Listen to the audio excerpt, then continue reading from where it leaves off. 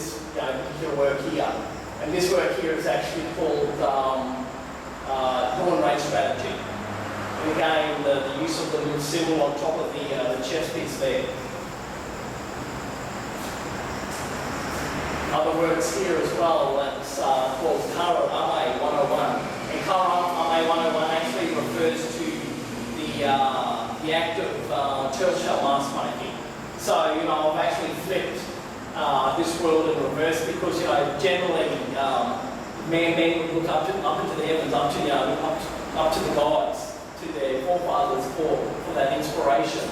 And so now God is in reverse. I've got the God looking back to man for that inspiration in sort of the fabrication of his plain turtle shell mask. This is my version of Adam and Eve.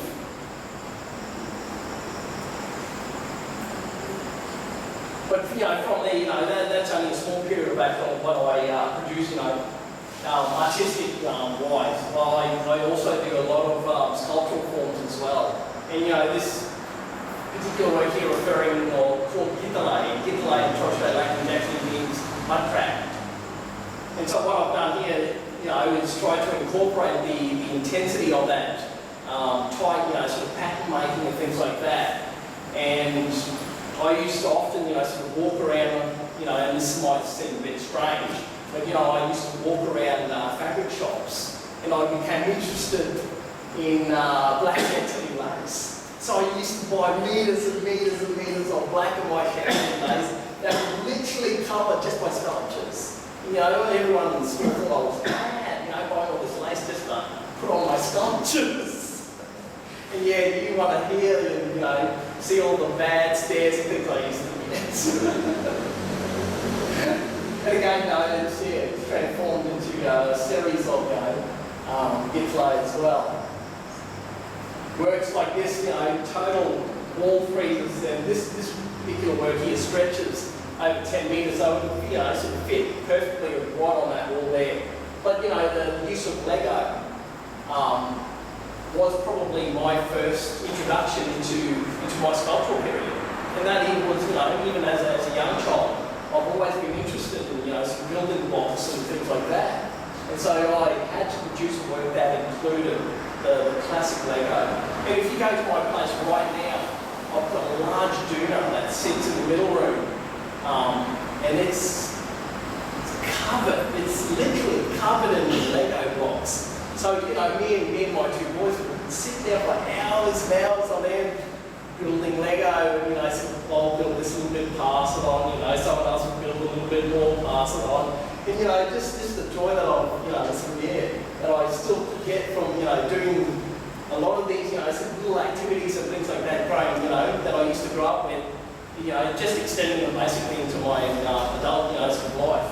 So I'll often say, I've never really grown up, I'm probably a bit like, sort of Peter Pan, you never want to grow up really.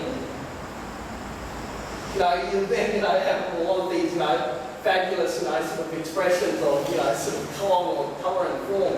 And this one actually looks at a lot of the flowering plants up in the Torres Strait, and the use of, use of gardening and, that sort of lifestyle to bring about, good crop yields for a lot of the communities.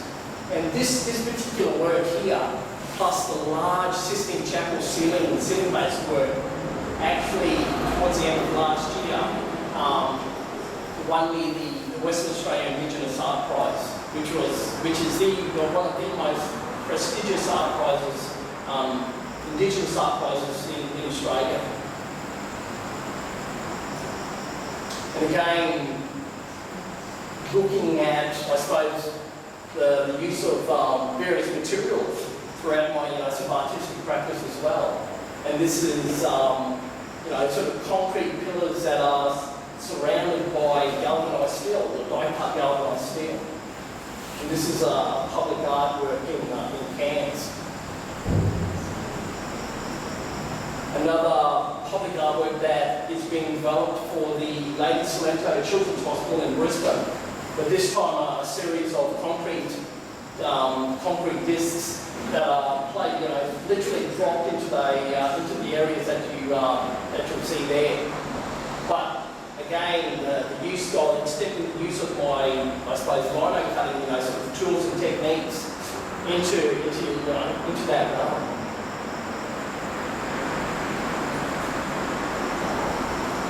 Another public art piece that is almost near completion, and this work here is actually the entrance statement to a children's play park at the top of Western Australia, a small place called Wickham. And it looks at the use of the play item, which is the spinning top out on Murray Island. So you'll notice on the old black and white image there, it's elderly men and children that actually used to play this game.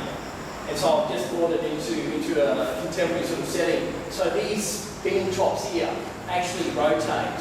So the element of this, I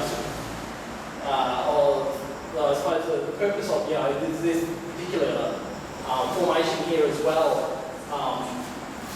brings about that playing game, and the old, I suppose, notion of it is who can actually spin the top the longest. And that was the whole sort of the basis of that game.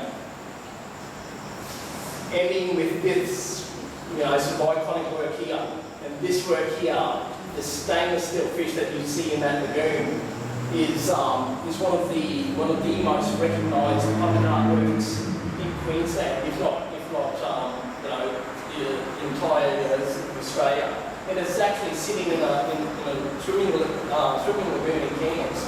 And so when I started to develop this work, when I started to sort of just sketch out little ideas and things like that, back in probably 2000, I couldn't imagine that my small little sketches, which go back to a lot of the finger woven, sort of fish throughout for the Torres Strait people, would be transformed into these large stainless steel fish that sit in that lagoon.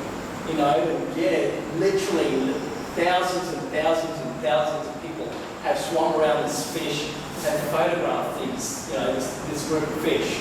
And so it has gone everywhere. So, it's one of the best promotion tools that I've ever had, is that public artwork right there. And, scattered, actually right throughout the guts of the entire work, there's a whole series of pipe works and, sort of channels and things like that actually suck water straight from that lagoon, straight up into the fish, and to be sprayed out all of the fins as well. So, it's about, I suppose, animating, a lot of my sculptural work as well, and not just having static pieces that just literally, will stand there and not do anything. So, I'd like to say that I've swum in this lagoon, but I haven't. I only went into this water once, when the fish were actually being explored and, physically bolted, and, then screwing up all the pipe work and things like that into that work. I have. Yeah, many people have here, not me.